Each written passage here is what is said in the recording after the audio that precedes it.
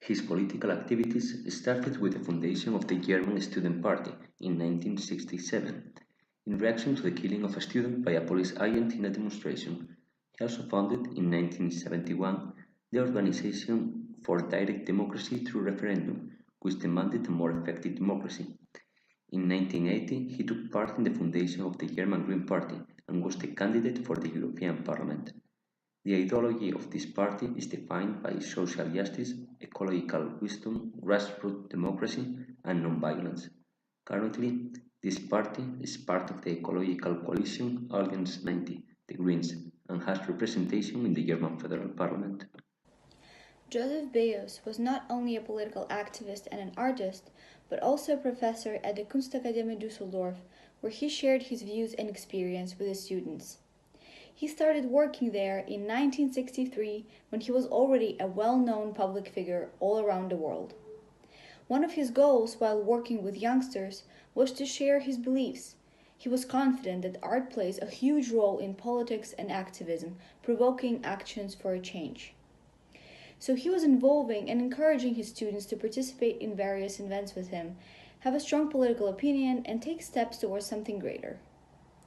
He faced the unfairness of the educational system once he protested the limited admission policy, which he thought was undemocratic. As a result, he deliberately over-enrolled his classes. In combination with numerous complaints concerning his other provocations from his colleagues, this event led to the dismissal of Beuys in 1972 when he was forced out of the Kunstakademie building after organizing and performing a sit-in with his students. Onto the screen-printed photograph of the incident, Beuys inscribed in ink the phrase, "Demokratie ist lustig, democracy is merry," using the institutional suppression of political dissent as the subject matter of a new artwork. Artist ideas are tightly connected with Nussbaum's understanding of the education in the era of globalization. Joseph Beuys attempted to be a global citizen through his many public art projects. These varied from sculpting to public art. One of the many projects Joseph Beuys undertook in his life was one where he desired to plant 7,000 oaks in Kassel, Germany. His hope was to spread awareness about taking care of the environment and to then promote education on the same subject. This project was undertook not only to have a small impact in that community, but to then start something larger. Beuys hoped that the next generation and then future generations would take up the mantle of the project. It was also Beuys' hopes that it would inspire others to join in his project around the world. It was as if he was starting a mini revolution. Not only did this project foresee a problem growing in the world and aim to draw attention to it, but it also promoted ideas of global education for further generations to prepare. In 1974, Joseph Beuys visited the United States of America for the first time to perform I Like America and America Likes Me. When he arrived in New York, he was wrapped in felt and driven to a gallery in Soho. There he spent 3 days in a room with a live coyote, developing a relationship with the animal. Beuys considered this project as one of his social sculptures. He intended to heal the Western mind with this project. The coyote was one of the most important symbols in Native American mythology, yet Europeans thought the coyote was a pest and should be eradicated. Beuys highlights the racial and economic issues of American thought in his piece, I Like America and America Likes Me. The coyote also represents America's wild spirit and the potential for the country to change. After listening, talking, and living with the coyote for 3 days, the relationship between Joseph Beuys and the coyote became friendly. Beuys hoped that American elites would listen and talk with America's minorities in order to create a greater equality and justice in the country.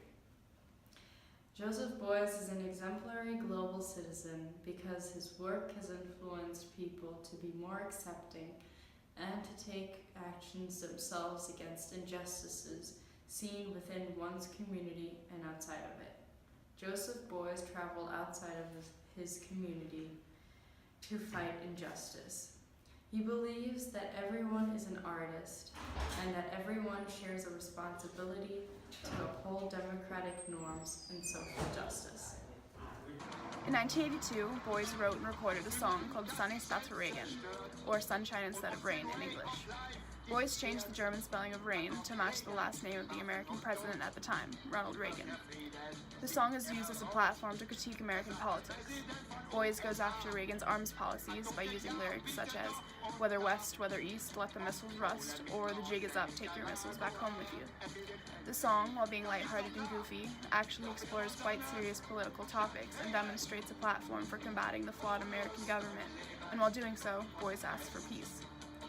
Through this song, Beuys gained a considerable following and inspired people to join the peace movement and protest the war.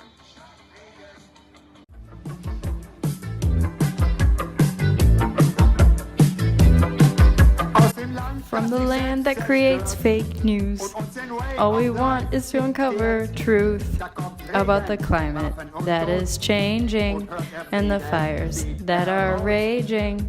We really don't believe in silence because we know about the migrants. We need investigative journalism so that corrupt politicians can go to prison. Without reliable news, we will all have the blues. Ohne Rüstung leben, ob West, ob Ost, auf Raketen muss Rost, wir wollen Sonne statt Regen. Ohne Rüstung leben, ob West, ob Ost, auf Raketen muss Rost. Promoting hate and division, it is all that he does. Carving lines between people, bringing only chaos and destruction, with only dissension instead of compassion, producing hate instead of kindness. Leave it all behind. Glitterfest, der Film ist aus, nimm die Raketen mit nach Haus, denn wir wollen Sonne statt Regen, ohne Rüstung leben, ob Ost, ob West, kalten Kriegern die Pest. He quit the Paris Agreement, which was the least all the countries could do. Now all the next generations can only dream of the skies that are blue. We produce and produce and produce all the garbage without a thought.